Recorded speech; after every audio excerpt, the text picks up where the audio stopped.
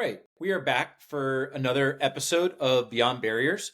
Beyond Barriers is a podcast hosted by Wally, and this is a conversation that we have with leaders and evangelists in the accessibility space, talking about the challenges in navigating an effective accessibility strategy. In these episodes, guests get to share their journey of successes and setbacks with a primary focus of how they've overcome specific obstacles. My name is Brian Gavin. I'm the co-founder of Wally. Today, I'm delighted to be joined by Shannon Urban. Shannon, thank you so much for joining me. So I know we had a good offline conversation, getting to know one another, and it brought us here to today's episode. I always like to get started by getting to know you a little bit, getting the audience to understand your background in accessibility. So why don't we jump in there if that's good for you? Sure, absolutely. My background, I started out as a teacher. I was at any point in time a K-12 general vocal or instrumental music teacher, middle school band being my favorite. And then after about 12 years of that, I decided to move my focus into the ed tech world. Started out kind of as a demo queen for sales and then moved into product management because I learned that product managers are where problems can get solved. You can listen to your customers, find out what they need, and do your best to address those needs. And so my first real project as a product manager, my VP came and said, hey, we need to make our product accessible. And at the time, I didn't have a clue what that even meant. I thought, do you mean accessible on mobile devices? I really honestly had no idea. But it turns out that somebody who's well known in the accessibility space had done an analysis of products, our product, as well as our competitors' products, and announced at CSUN how inaccessible we were. And I kind of Googled it. I learned a little bit about what accessibility meant and thought, oh man, this is going to be fun. So I kind of fell into it accidentally. My manager helped us pull together this amazing accessibility task force that included the person who presented about our inaccessibility at CSUN, as well as a variety of people with disabilities or who worked in disability services groups. We did this fail fast task force week after week after week for over a year, doing whatever we could. Obviously, we all know you can't do everything all at once, and especially not in a year. But we made amazing strides. I fell in love with accessibility and what it meant. And a little over a year later, the same individual who called us out at CSUN asked me to come back and present alongside him to kind of show this is what happens when you actually put the resourcing, put the focus on accessibility, and it's a positive thing. And so from that moment, I was hooked, and I've been working accessibility into my career as much as possible, and eventually transitioned to solely doing accessibility. It's kind of interesting being put on the spotlight as also maybe a newcomer, right? What was that reaction like originally when you got kind of quote unquote called out? Was it like, oh shoot, her? It was, oh shoot. And it was really like, we hadn't really even considered that this is many, many years ago, Sure. And so the big focus then was, we can work on any bandwidth, or we can work on any device type. And it was, and mobile devices were still really on the new end of devices. And so it really was like, wait, what? Oh, we didn't even think about this, but we should have, and we need to. And so the response from the organization was absolutely amazing by saying, okay, we're going to put somebody on that somebody happened to be me. And I'm so grateful that it was. I know, you almost ask yourself, like, what would fate have been if you hadn't been put on the project, hadn't seen the call out to get accessible? Absolutely. I think my career trajectory would have been a little bit different. I think at some point, accessibility has become more and more and more pervasive, and just a thing that you just must do. That I think eventually I would have encountered it, but it would have been definitely a different journey. Yeah, and you kind of shined your product background a little bit, talking about the fail fast efforts. So what was that like? You go on the bullseye, being called out, just formulating this advocacy and focus group to really make a dent in it from a product perspective. What was the approach to get the right priorities set? How did you? I appreciate fail fast, but what do you try to fail fast at first? Right. It was very tricky, and so we had to narrow down at a bare minimum, what can we get done in this time frame and what is the most impactful? And so the program was something that was like a virtual classroom that had a lot of interaction with students. Some of it was on a whiteboard where it's literally writing images. We recognized pretty early on that that would take more skill, more time than we really were able to do. But we still didn't want to leave that, completely void of any accessibility. And so we came up with an alternative so that it was a text-based alternative. So-and-so has drawn a square on the board or something like that. So we came up with those alternatives for what was the most impactful. So the whiteboard's very impactful in an online classroom. The chat is very impactful. Knowing who is chatting, knowing that they've raised their hand, knowing that they've used an emoticon, that type of information. So we focused a lot of our time and attention there. So we weren't obviously able to do, like I said, everything everywhere, but we did talk with the group, understand what is going to make the greatest impact for the students in this classroom. Oh, and captioning. We already had some level of captioning, but we added additional options for those who needed to change the background colors or the font colors or the sizes, things of that nature, just to make it much more usable by those students who might need to use captioning. So it was a lot of that kind of discussion and discovery of what's the most impactful, what can we do in the time and the money that we have and the people that we have, and let's make it happen. Yeah. I mean, that's just kind of getting back to the product management process. Impact and effort are kind of the two intersecting points that we typically look at in product. Exactly. And so that was good. That was a good approach to get started. Now, accessibility has matured from your own understanding, from the organization's understanding. Do those same principles apply, or how has the strategy adopted? Well, I'm no longer with that company, so I can't say what's been changed or gone Yeah. on since then. But for myself and what I do, there are stages, and it really depends on where an organization happens to be at the beginning, and then how successful that first stage is, and then just kind of continue on from there. So right now, like I have a strategy that I've set up where we have different tiers that we focus on. This is what we're going to do for brand new programs that are being created as of today that are going to be released brand new. This is how we're going to approach accessibility from things that are already out there in the market that need some improvement. And also you need to have a plan for things that simply are too old or just not technologically capable of coming into the new world of accessibility, and how are we going to manage that? So it's always an ongoing thing. As we know, accessibility never ends. And it really is very heavily dependent on your exact programs, products that you're putting out there. Yeah. I mean, I want to say the brand new ones are probably the easiest, but It depends.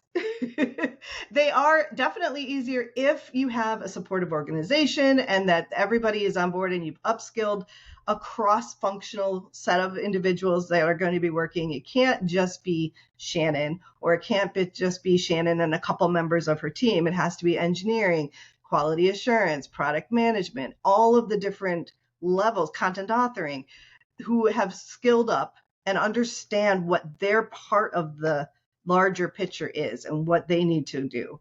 And once that's been accomplished, then yes, it is a lot easier for the new stuff going forward. But you do have to have that time to train up and identify roles and responsibilities cross-functionally.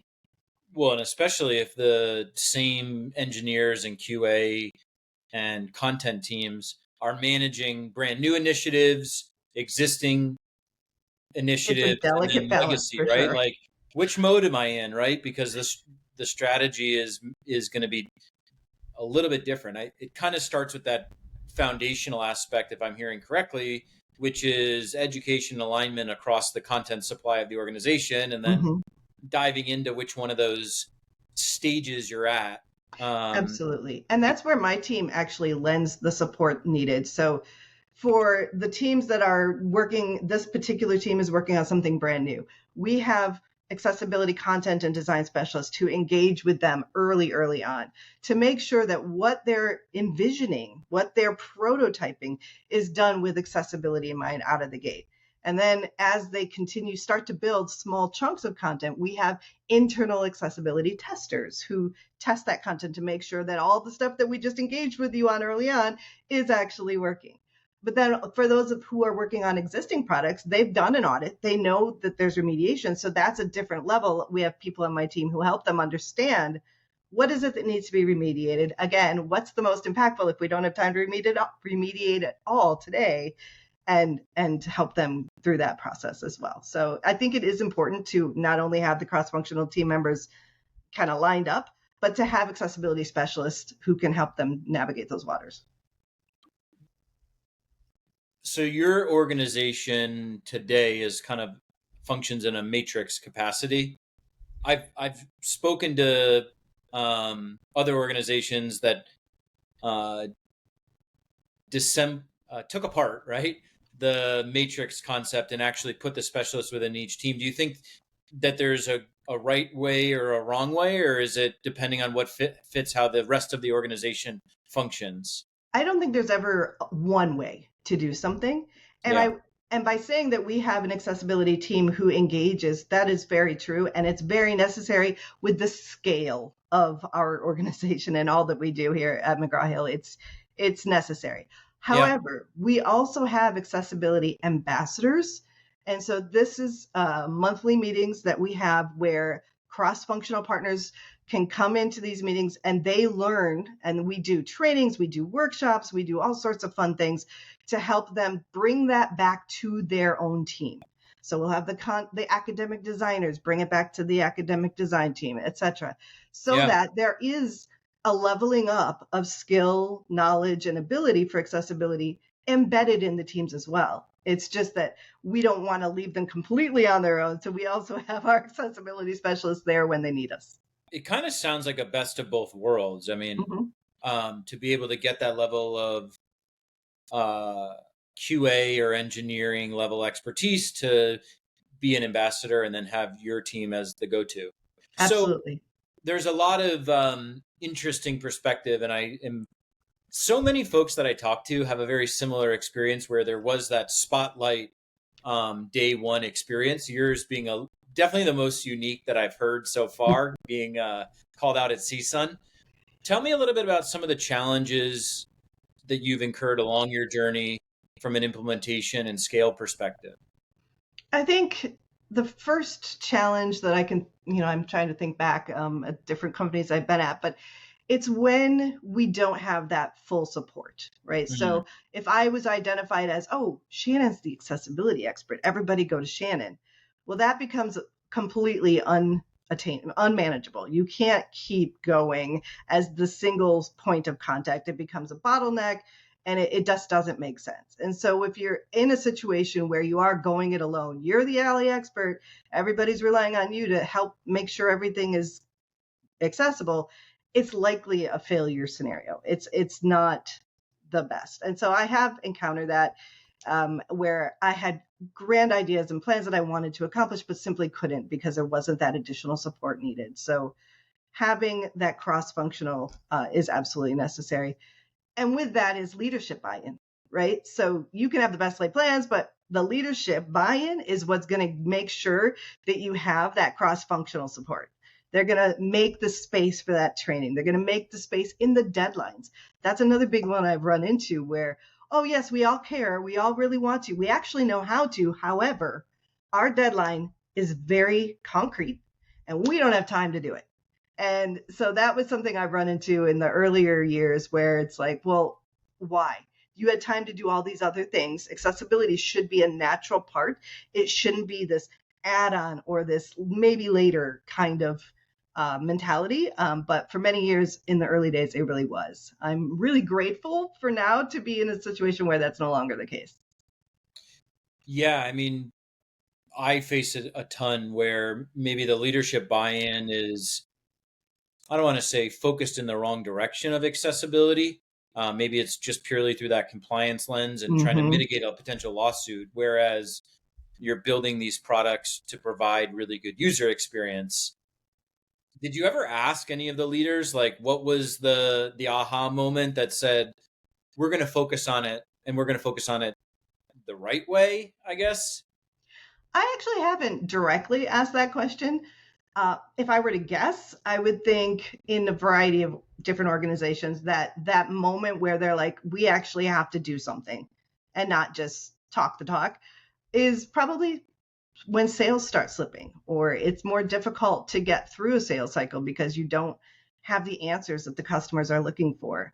I don't think there's ever been any legal issues with any place that I've ever worked, but of course, that's Yeah. always a possibility with other places. But yeah, I think when it starts hitting the pocketbook might be when some leaders, I don't know, start paying attention. Have you seen a good connection or correlation between lack of accessibility and lack of sales or decreased sales? It's really hard to do that. I've tried over the years to gather those kinds of metrics.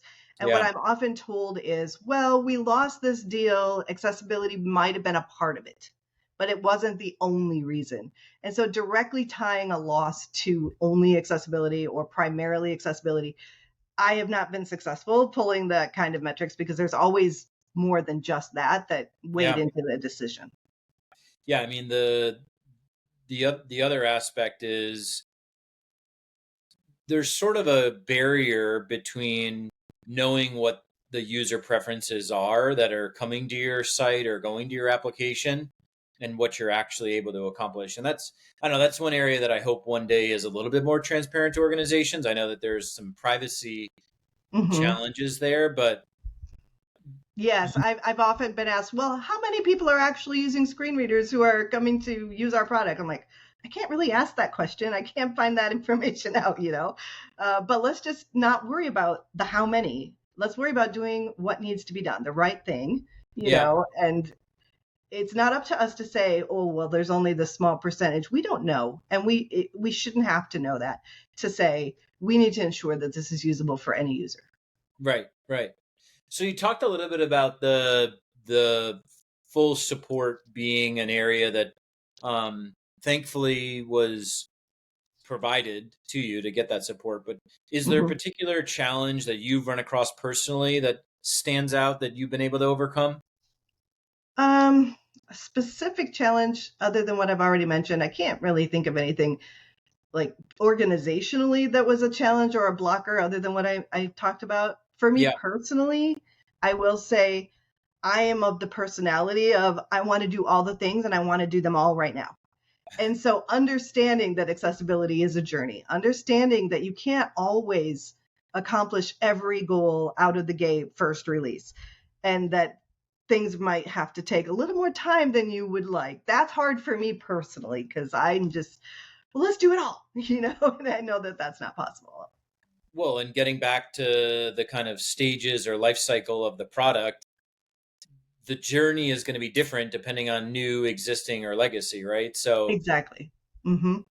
so I know we just briefly skimmed over the measurement of success, but you get back to a fail fast approach. How do you know when you're failing, or how do you know when you're succeeding? So for us, when we were doing the fail fast, it was literally let's build this, a quick and dirty version of it, and let's test it. So it's really a lot of on the spot checking with people with disabilities, people who use assistive technology in their daily life. Check it out. This is what we intended to do, or maybe don't tell them. Like, try this. Tell me what you think. So utilizing, ensuring that you're bringing in people with disabilities to quickly test as you're building is so very important. That's a huge one that I won't compromise on. Yeah, and you wouldn't build your product without user feedback in any environment. So why not Exactly. just apply the same principles? I mean, it makes this super simple when you think about it, right? Like It really apply does. apply the existing product development principles to a cohort of users, and you're not having to reinvent the wheel. You're just applying it to a set of users and a set of solutions Mhm. that are purpose built. Absolutely. Interesting. So when you look at the future of accessibility and you think about some of the disruptions that are coming down the pike, Hmm. how do you think about that within your existing organization or just personally, um, about those disruptors that are coming? Yeah, the biggest disruptor that I can think of is, and I'm sure this will become as no surprise, is AI and what Yeah. it can do for us, or how it might actually have a negative effect, right? So there are a lot of early and exciting new AI solutions out there that are for both, physical accessibility and digital accessibility. I'm strongly being encouraged to explore AI options and see what can and cannot be used in the work that we do. And I'm excited about what I see, but I also want to be very careful and ensure that we're not making concessions that we shouldn't be making. And I don't know. There might be some AI tools that are absolutely amazing. I'm still exploring, but I think that's one big disruptor that's coming in. And I think, you know, because it's new and shiny, everybody wants to jump on it. But we have to do it cautiously. What are some of the possible negative outcomes that you consider, or you think about? Yeah, so anything that says automated, that AI can do this for you, without a human component is concerning to me. Because, like we just talked about, it's absolutely critical to ensure you're doing that user research with those who are actually going to be using your product and program.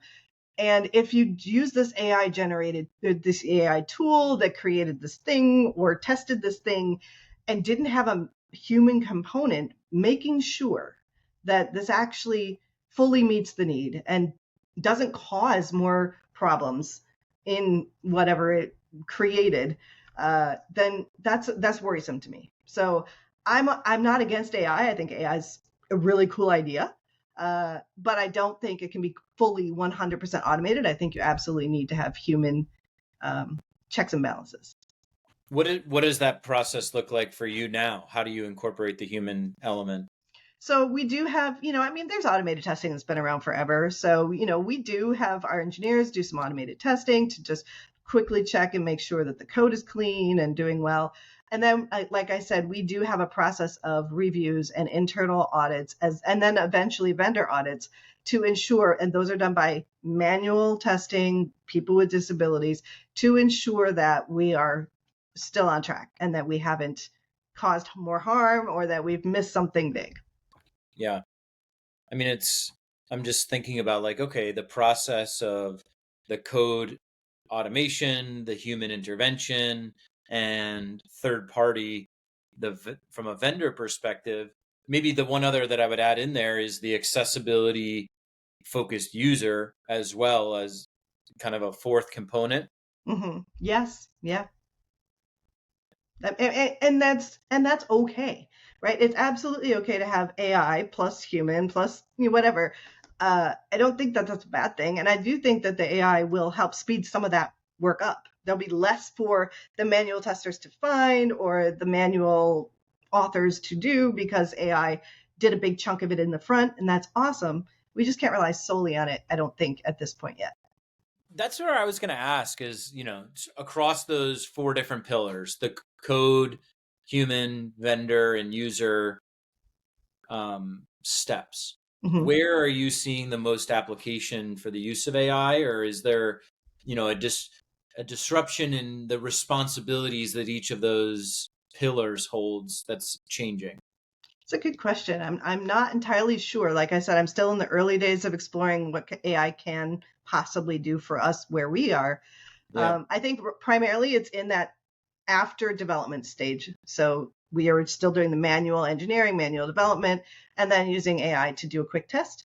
There are some tools out there that are starting to provide the actual development or authoring from an AI perspective, which is fascinating. I know that there's automated captions out there, there's automated audio descriptions out there. Still need a human to check that. So it's finding that balance and figuring out how it fits, where it fits, when it fits, to be the most beneficial to everybody is still a work in progress for me. Maybe others have that figured out. I'm still working it out. Yeah. I mean, the co-pilot functionality from a code creation perspective, separate from accessibility, we've seen this now for several years. So it's interesting about the code development taking into consideration the accessibility framework. Hmm. Um, Interesting. So, as we get towards the kind of back half of the conversation, I'd love to open it up to you to understand, where your passion and your goals lie to help move accessibility forward, and um, getting back to the roots of the focus group that you had. How does that initial learning impact where your journey's headed? It's just, like I said, I incorporated accessibility into my product management work and eventually moved solely to accessibility as, an accessibility director, because that is where my passion is taking me. I want to be the person that helps set up and strategies and frameworks and internal accessibility policies and show people, because I hear a lot of times out there in just the accessibility community, I hear a lot of things about, oh, it's too hard, I'm not supported, I'm going to have to give up.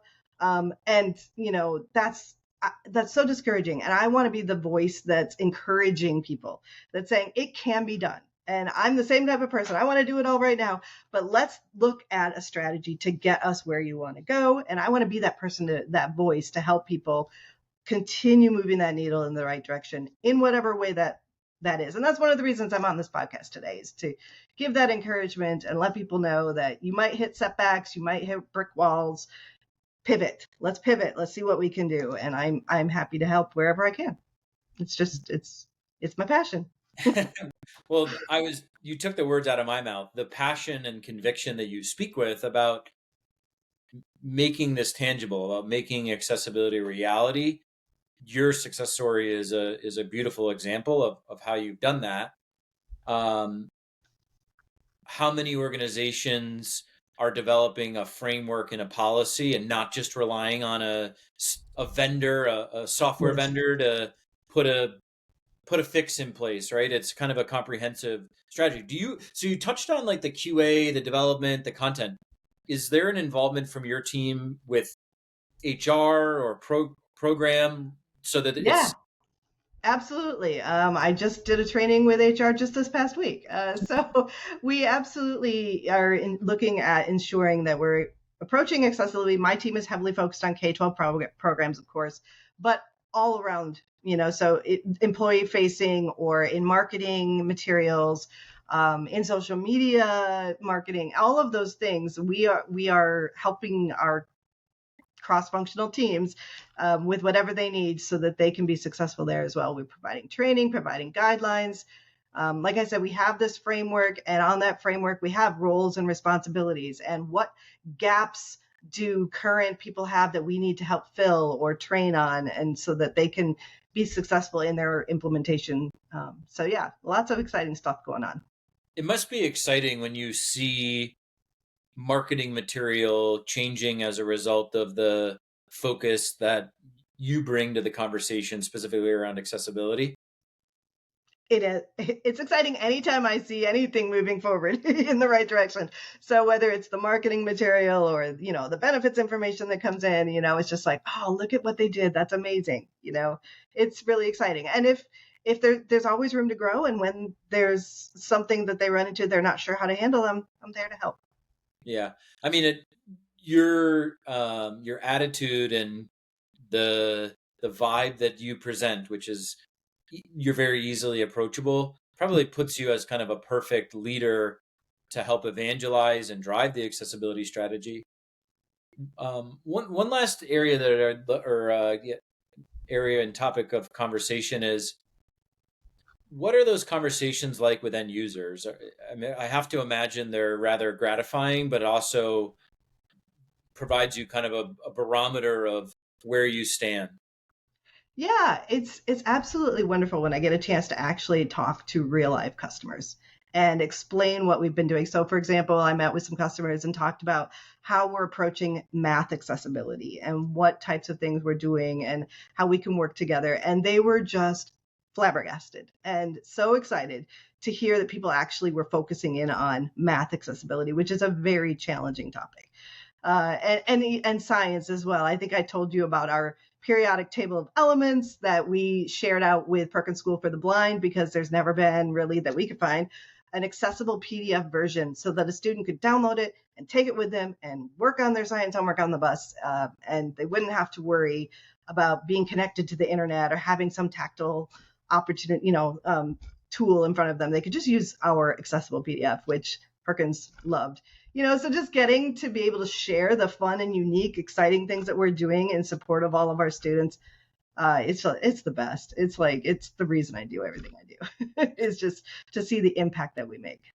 I love it. And the partnership with Perkins School for the Blind is an amazing call out about, it took a collaboration, in some ways almost with that third pillar, the vendor, to produce it. And so where the periodic table is can be accessed on your website or just Perkins, where do we go to get that?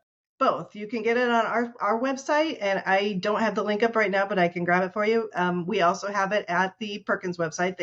They created their own article about it, and I'm pulling it up right now as we speak. Yeah.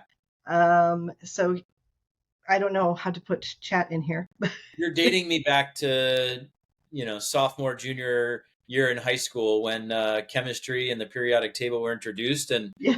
You had shared it in our first conversation, but it's amazing because it also makes me think about, would that have made it more easily digestible to other students that maybe just the regular form, and I'm sure you and I are both in hard-coded textbooks, but yes. Yeah, I mean, so much of the online learning now is how this has changed the consumption.